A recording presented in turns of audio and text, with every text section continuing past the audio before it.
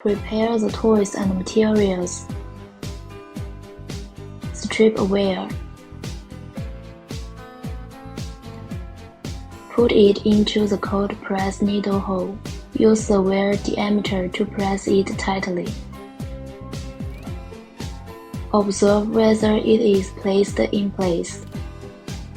Connect the wire into the hole. Connect the wire into another hole. Use a needle ejector to pull out the wrong wire.